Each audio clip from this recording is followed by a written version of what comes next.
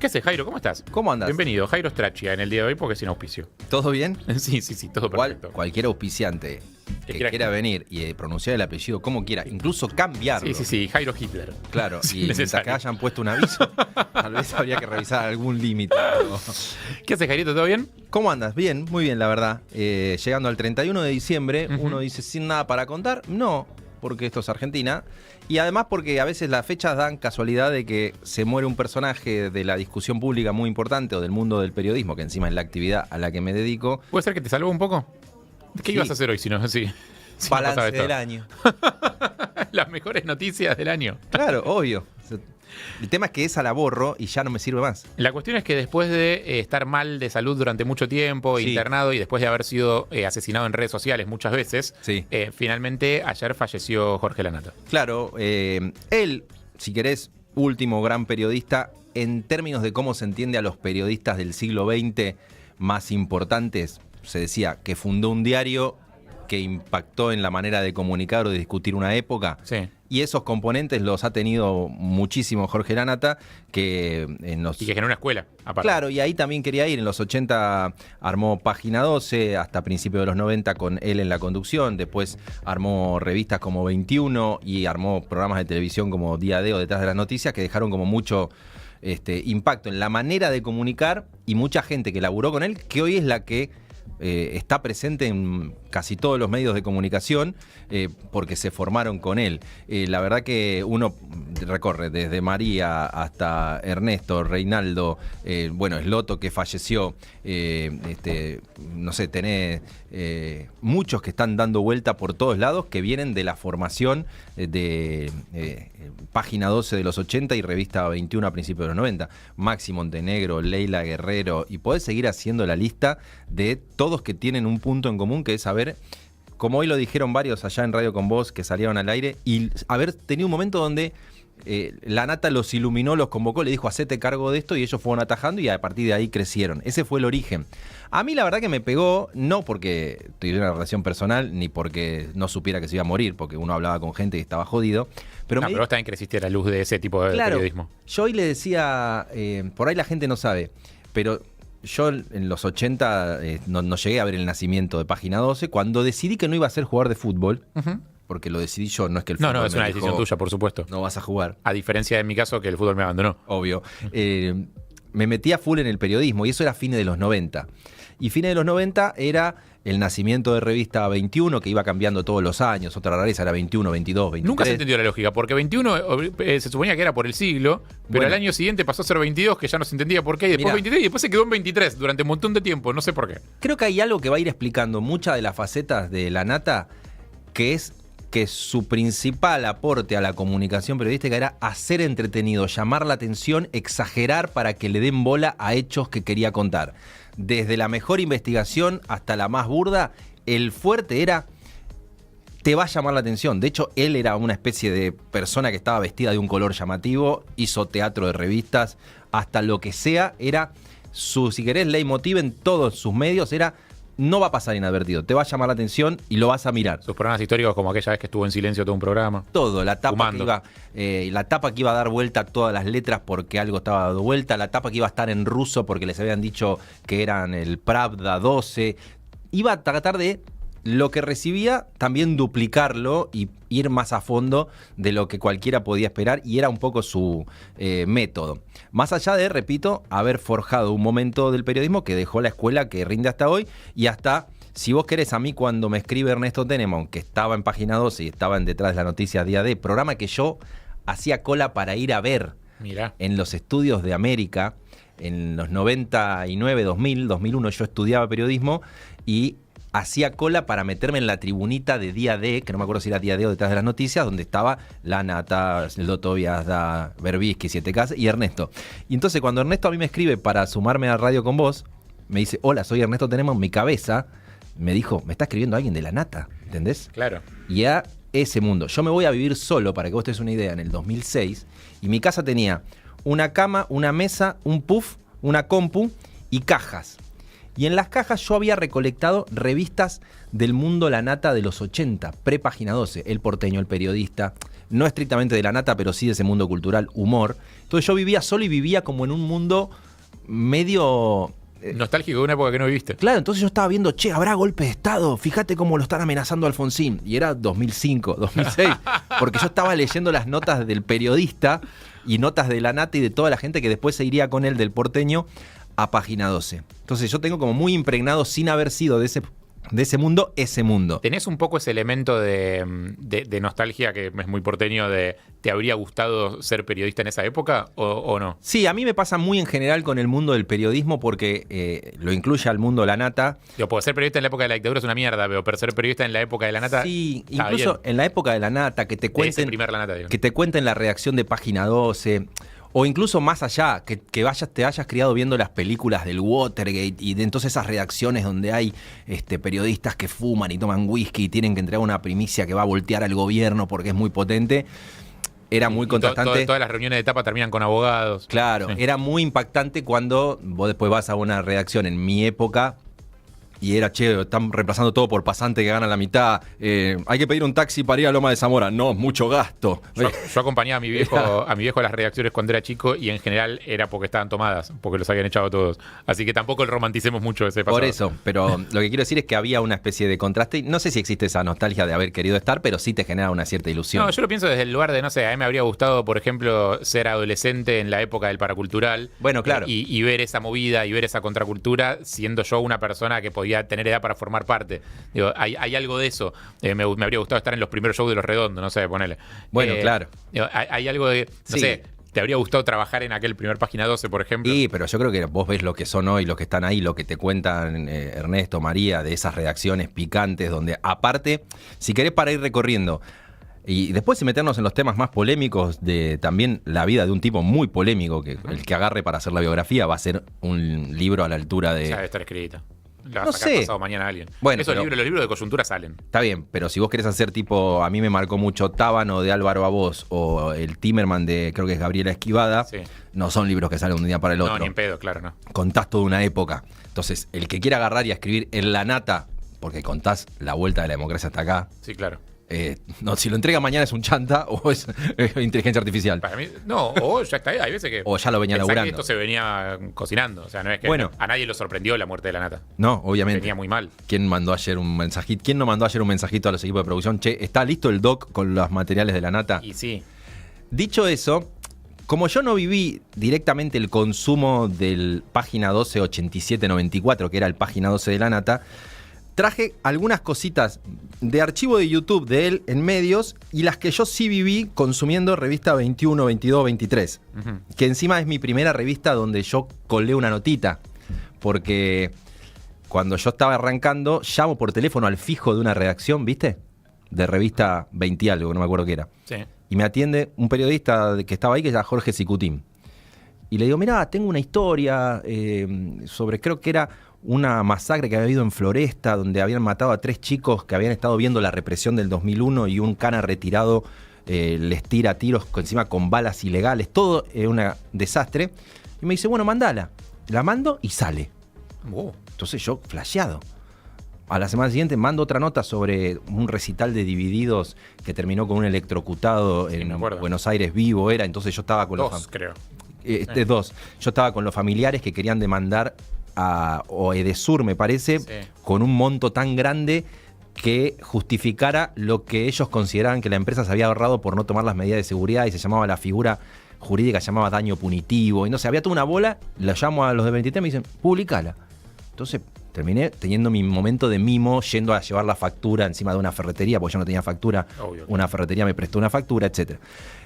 Dicho todo eso, voy a mostrar algunas cosas de periodismo gráfico de La Nata y después algún audio y cuando te aburras me decís, Jairo, tu ruta.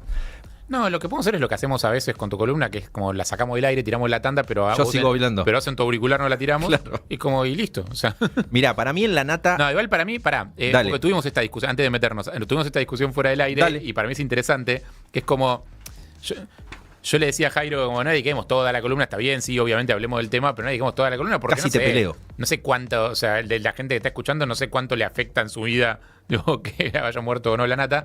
Digo, hay un ejercicio de nostalgia que está bueno, hay un ejercicio de respeto que está bueno, hay también un reconocimiento al rol que él tuvo, la importancia que él tuvo, que está bueno, y está bueno ver cosas de archivo, está bueno recordar cómo era Argentina hace no tanto tiempo. Sí. Digo, está bueno también, pero vos me dijiste una cosa que tiene sentido, que es como sirve también para contar parte de la historia de ahora.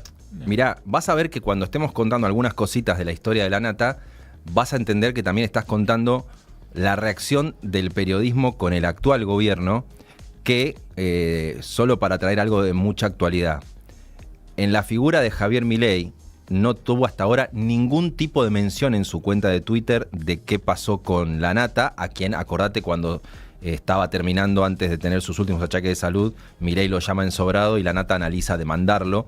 Y tampoco hubo ningún tipo de posteo de Cristina Fernández de Kirchner, como dos grandes figuras, si querés, emblemáticas de la política. Y Cristina muy peleada con la Nata mucho tiempo. Tal cual. Pero hagamos algún recorrido y vamos y venimos, porque para mí, por ejemplo, 21 tiene etapas y momentos que reflejan el mejor la Nata en los 90. Por ejemplo, los laburos de Sloto mostrando que Moneta y Menem eran socios. Entonces presenta una tapa, revista 21, la voy a mostrar en Twitch, YouTube, Casetao, con la Nata siempre apareciendo en el logo, ¿no? Dirige Jorge Lanata, pero Moneta y Menem, socios, los documentos que muestran que a través de un testaferro tenían negocios en común. Una bomba. Raúl Moneta, banquero que había invertido en medios de comunicación. Nuestro ex jefe. Claro. Era dueño de Radiometro durante gran parte de la historia de Perros de la Calle. Claro, pero sobre todo me parece más en el posterior, ¿no? Acá era pleno 90, todavía no existía, No, pero es ahí no, el personaje. Ahí Ahí era dueño de Telefe. Pero bueno, probablemente la guita que hizo acá la usó para comprar la radio después. ¿Alguna vez has cobrado esta plata que hizo acá? Yo debo haber cobrado algo de eso, seguro, sí. Fíjate el editorial que arma la Nata, que como tipo figura no era el que hacía la investigación, sino el que decoraba con su nombre la investigación. Y para llamar la atención, él está escribiendo todo al revés, ¿no? Entonces, en vez de poner Argentina, pone Anit Negra, la foto está al revés, su firma está al revés y el primer párrafo está al revés. Muy de llamar la atención otra vez. Y la nota editorial es una cantidad de metralleta contra todo el mundo, porque arranca diciendo, che, nosotros denunciamos al juez Hernán Bernasconi de Dolores porque inventaba causas de narcotráfico contra Guillermo Coppola y no nos daban pelota. Y Clarín lo protegía porque atendía a Mariano Cunio Libarona, que operaba para ellos. Y Página no daba bola, ya se peleaba con Página. Y Libarona. Claro, todo vuelve, o sea, todo te va a sonar. No se muere, el único que se murió fue la Nata. Claro. Y de golpe dice... Bueno, perdón, y Moneta. Sí, y Moneta. Y Beatriz Arlo, solo por sumarla en este También, 2024. Sí. No tiene nada que ver, pobrecito, en la Y Jimmy Carter. Muertos que se está llevando el 2024. Sí. Guarda, que termine. Y de golpe también empieza a hablar de, che, y esta investigación tiene lo de Moneta, y lo de Moneta nadie le da bola porque el tipo tiene medios, etcétera, etcétera. Y se mete con Carlos Ávila, que había ganado el Martín Fierro de Oro, y se gana Martín Fierro de Oro porque está coimeando a todo el mundo. Eso es un editorial de la Nata titulado al revés para llamar la atención. Sí, excelente. Momento de los 90. Sí. Después, momento para mí icónico de la relación La Nata-Clarín. Claro. Es cuando Clarín en el 2000, esto era junio del 99, lo de Moneta y Menem. Clarín en el 2000 echa la comisión interna y no se podía. Es ilegal. Es ilegal, tienen inmunidad los delegados gremiales. Sí. ¿Qué hace Revista 23? Manda a tapa un tema del que no hablaba nadie, que era, che, están violando las leyes gremiales en el principal medio de Argentina, hay apostados fotógrafos en las terrazas para ver quién está en las asambleas, y esto es un escándalo. Tapa de Revista 23, Clarín, la historia que nadie se atrevió a contar, con esta solapita donde abajo está Ernestina Herrera de Noble con Fernando de la Rúa. Presidente en ese momento. Momento de presidente, y para mí esta era mi momento de mayor admiración de lo que estaba haciendo la Nata. Porque era rebelde. Era contra el sistema en un momento de un anticlarinismo muy furioso de la Nata. Era una época en la que Clarín era más poderoso que el Estado. Bueno, él estaba sufriendo como editora Clarín, como en su momento lo sufría Fontevecchia, que decía, che, yo quiero participar de un negocio, me tabican todos los medios, me tabican todas las publicidades. Bueno, esto era... las prácticas monopólicas, digamos. Una bomba. De hecho, Ernesto cuenta siempre la anécdota que él era el jefe de redacción, la Nata estaba recuperándose de algo en Estados Unidos y le había dicho, no me llames salvo que haya heridos o muertos, y Ernesto le dice, che, está explotando esto, ¿qué hacemos? Y la Nata le dice, pásalo por arriba, y hace esta tapa. Claro. Lo loco es que después, obviamente, esto es lo que le termina facturando todo el progresismo cuando él termina trabajando post-kirchnerismo a la Nata por irse a el otro extremo a trabajar con Clarín. Pero antes de llegar ahí, para mí es muy interesante y resuena mucho hoy la relación original de la Nata con el kirchnerismo. Porque en el 2004, yo te vengo contando, 99 contra el menemismo se pelea, en el 2000 con Clarín le hace una tapa negra, y en el 2004 el tipo estaba en América, el programa que yo había ido a ver, 2001, 2002, 2003. Perdón, una pavada nada más, pero para aclarar, era una época en la que hacer una tapa de una revista era relevante. Claro. O sea, era relevante, marcaba agenda, la gente se levantaba, iba al kiosco o la recibía en la casa y veía la tapa y veía la revista y eso marcaba un poco la agenda social. Hoy hacerle una tapa de revista a alguien no es nada, probablemente hoy se haría un posteo de Instagram, digo, hoy sería totalmente. Pero en aquel momento estamos hablando de una época en la que esto marcaba mucho la agenda. Digo. No, vendían... Solo lo aclaro porque digo, a veces parece que es una etapa lejanísima, ¿no? Completamente, y era para resaltar el impacto que tenía, ponemos esto en tapa o no, hoy ni sé qué sale en la tapa de la revista. Claro, exacto. Bueno, 2004 ya había explotado la televisión con la Nata, que ponía letras grandes, que hacía gente disfrazada, que todo le daba el rol lanatista de llamar la atención. Estaba fumando en cámara. Fumaba en cámara. Que puteaba. Que hacía todo lo que no hacían los programas acartonados de la televisión. De hecho, su rival estético, político, ideológico había sido hasta entonces Mariano Grondona, periodista acartonado que hablaba en latín, bancaba la dictadura y etcétera. Bueno, él aparecía en el otro extremo.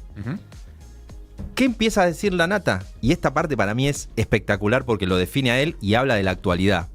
En el 2004, no me están dejando volver a hacer el programa porque el canal y el kirchnerismo, uno de los dos me está sacando. O uno para hacerle un favor al kirchnerismo o el kirchnerismo está pidiendo al canal que me corran. 2004.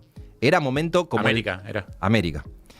Yo voy a leer 2 o 3 párrafos. Si quieres tomar el mate vos, porque si no te voy a dejar de garpe. Ok. Dice: ¿cuáles son los motivos que se esgrimen para frenar tu vuelta a la televisión? Le preguntan a la Nata. Dice: en un momento que se empantanó la negociación, Juan Cruz Ávila, que era el hijo de Carlos Ávila, un capo de América, dueño, imagínate, me dice textualmente: hablen con el gobierno, yo no quiero tener quilombos. Le dice el dueño del canal, Juan Cruz Ávila, a la Nata. Él dice: bueno, nos pareció tan insólito que fuimos a hablar con el gobierno. En el gobierno estaba Alberto Fernández. Claro, el gobierno en ese momento era Néstor. Néstor, y el que manejaba el vínculo con los medios Alberto. Y apretaba gente, era Alberto Fernández. ¿Y Aníbal era ministro de Interior? Y ahora me mareo, pero estaba por ahí también. Dice: nos dijeron que era una locura, que cómo Ávila iba a decir eso. Es todo lo contrario, nos palmearon en la espalda. Queremos que ustedes estén al aire, dijeron en el gobierno. Entonces dice... En Noruega. Pero escuchá este momento. Sí. Con esa respuesta volvimos a hablar con el canal. Y a los 3 días se pudrió todo. ¿Quién dice la verdad? ¿América o el gobierno? Dice la Nata en el 2004. No tengo la menor idea, pero la sensación que me dejó la reunión fue que en el gobierno decían la verdad. Porque ahora hay datos objetivos. El canal está más light y la publicidad oficial se triplicó desde que nosotros salimos del aire. Excelente. O sea, y acá viene para mí la definición de por qué, además, esto tiene una bajada en la actualidad que ahora voy a hacer. Cuando le dicen, Perdón, ¿el canal ya era de Vila Manzano? Era Carlos Ávila en esa época. ¿Era Carlos Ávila? Era Carlos Ávila. Ok. Pero acá le preguntan a la Nata, chupándole las medias en su propia revista: bueno, si todos están pidiendo que vuelva la Nata y no volvés, es como que el canal se pega un tiro en el pie, porque se está perdiendo su gallina al huevo de oro. Una pregunta que le haces al ego de la Nata. Sí, claro. Pero acá hace una definición de su propia carrera, la Nata. Dice: ¿por qué no volvés si sos la gallina de los huevos de oro? Porque dicen que soy incontrolable. Dice: ubican como un defecto algo que para mí es una virtud. Incontrolable, inmanejable. Para mí son elogios. Estoy orgulloso de serlo, hago televisión porque sé que me puedo ir de ella.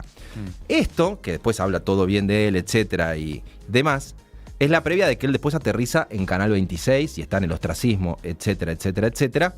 Y es ahí donde también insiste con su guerra anti-Clarín y publica: mirá, Clarín es dueño de todo esto, etcétera, que es lo que termina exacerbando la idea de, mirá después cómo dio la vuelta y traicionó. Pero perdón, porque Clarín en ese momento era amigo del gobierno. Hay un punto en el 2004 donde está bien la aclaración.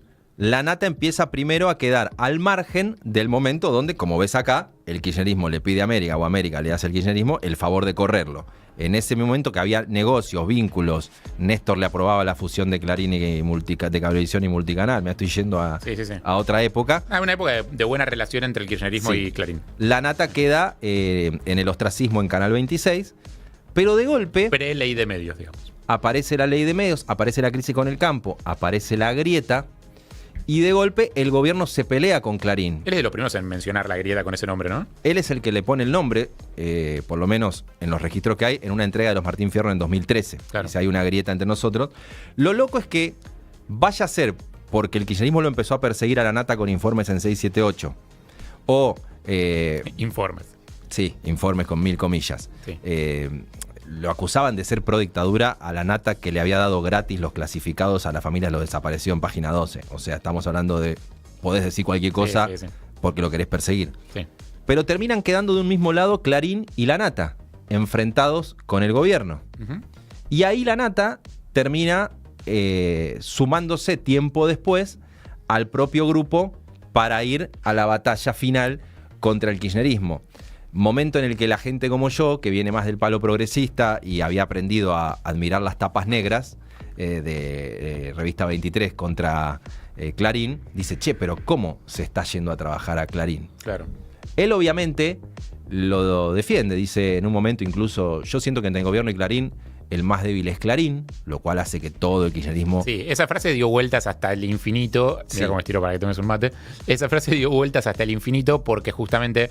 creo que es la época pre-recortes de redes y memes. Hoy habría sido recortes de redes y memes, pero en aquel momento era informes de TBR, informes de 678, informes de todo el aparato publicitario de los programas oficialistas. Digo, ese recorte se repitió hasta el hartazgo porque, claro, se ironizaba con que de ninguna manera podía ser Clarín el débil en una relación. Digo, pero bueno, en ese caso él quedó de ese lado. Sí.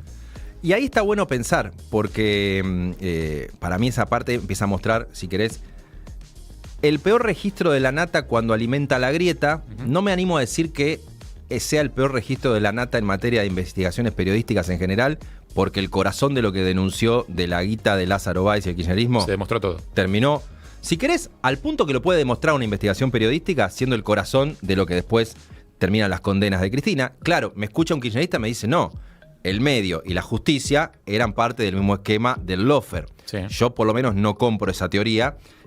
No, más allá de que hubiera... Por parte, ese es un ejercicio que nos hemos desacostumbrado a hacer y que está bien hacerlo, que es tampoco bajar el precio a la complejidad de los temas. O sea, que las denuncias de la nata y las investigaciones de la nata se hayan comprobado en la justicia, no quiere decir que el medio detrás de la nata no tuviera intereses en que esas investigaciones se llevaran a cabo y en que esas cosas se demostraran en la justicia. O sea, los intereses de las empresas no quieren decir que lo que él denunciara no fuera cierto. Para mí, si vos querés, solo para hacer un acercamiento crítico desde una asimetría de altura periodística total, lo más cuestionable en mi vida siempre del devenir de la nata fue que no aprovechó que tenía la espalda de ser la nata para hacer algo distinto. Aún Claro. te entiendo que vos podés, en la vida del periodismo, hoy ser crítico acá y mañana trabajar allá. O sea, sabemos lo que es el mundo de los medios. No es que cualquiera elige dónde trabajar y dice lo que quiere. Vos estás peleando tu lugar en cada ver, a ver qué contás. Sabés que hay dueños. Mi principal crítica era... Nos corre a todos los liliputienses, diría Milei, esa lógica de estar viendo cuánto aguante tenés para contar algo. Vos sos la nata. Con esa espalda, en el medio de la grieta, para mí, podrías haber hecho otra cosa. Lo mismo que en su vínculo con Macri, que es un poco el resultante de su mayor apego a la grieta más fácil. Igual, solo para no extenderme, porque podría seguir hablando mucho de esto, y quiero ir al final, solo terminar con algo, a una pregunta que vos hiciste. Yo creo que al final la nata aprovecha esa espalda en este último año y pico antes de caer en la internación Sí. y registra cosas. A mí me habría encantado tener un Lanata más activo. Ahora. En la última época, sí. Pero vos fijate, O sea, siento que todo lo que fui perdiendo el interés porque quedó muy de un lado. En esta época habría sido súper interesante tenerlo como es activo que y laburando. creo que queda como legado, primero esto que vos decís, si la nata, que era el rey de hacerte atractivas las cosas, había un momento donde te había dejado de ser atractivo porque ya sabías lo que iba a decir, Se había vuelto previsible. se había vuelto anti la nata en el Claro. corazón de la situación. Claro. No así en el comienzo del gobierno de Milei.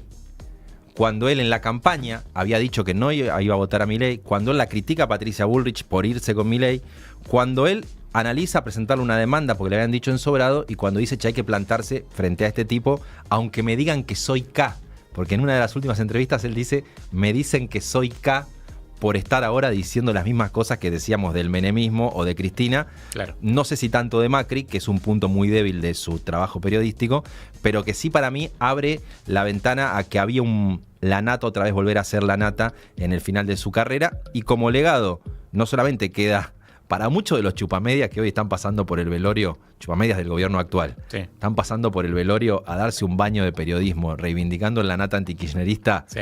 sin acordarse toda la nata contestatario del poder de su carrera, queda un mensaje. Che, hay grupos empresarios copando el gobierno. Hay desregulaciones hechas a medida. Hay estudios de abogados que hoy están haciendo decretos a medida de negocios de gente ligada al gobierno.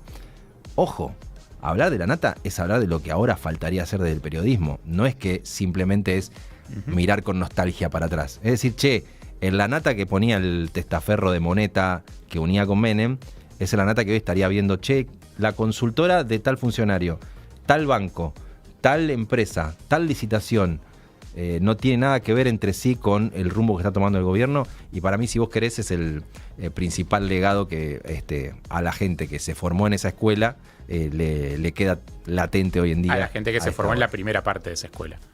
Porque muchos de los que se fueron en la última parte de esa escuela son los que hoy son chupamedia del gobierno. Sí, es que yo también de manera como... O sea, no es lo mismo la escuela del primer página 12 con Sí. María y Ernesto, digo, que la última escuela de la nata, que son los que hoy están trabajando para Milei. Sí, es que es probable que a mí mentalmente me cueste asociar que esa sea la escuela de la nata. Es que eso es lo loco. Ese también es su legado. Sí.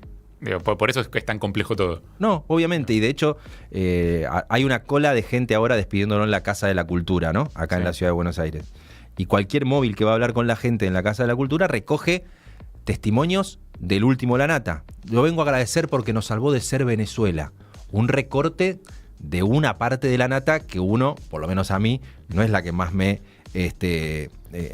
hace elogiarlo. Por más de que te digo, escúchame, se metió a hacer la investigación grosa con la parte del choreo que era cierta de Cristina. Y mientras el kirchnerismo era fuerte, que eso es importante. O sea, hacer una Además, investigación en contra de alguien poderoso, mientras esa persona tiene poder, eso tiene valor. Igual el mejor testimonio lo consiguió de rebote Ernesto el día de ayer, sí, ¿no? sí, con el tipo que denuncia el acuerdo por el Mundial y termina gritando Moreno presidente. Digo, empieza con Jorge Messi narco. Arregló el Mundial. El Mundial está arreglado, Moreno presidente. Pará, y en el medio dice fuera sionistas, dice en el medio. O sea, hermoso. Una Yo cosa creo realmente, un compilado. Escúchame, sé que me extendí 1000, Sí. pero tengo algunas perlas para recorrer, si querés, en un rato, de mis favoritas del mundo de la tele. Me gusta. Metamos una pausita y hacemos un... Si no, me puedes sacar empujones, porque yo me puedo poner denso con este tema. No, no es necesario. Llamo a seguridad. Gracias, Jairo. Gracias a vos.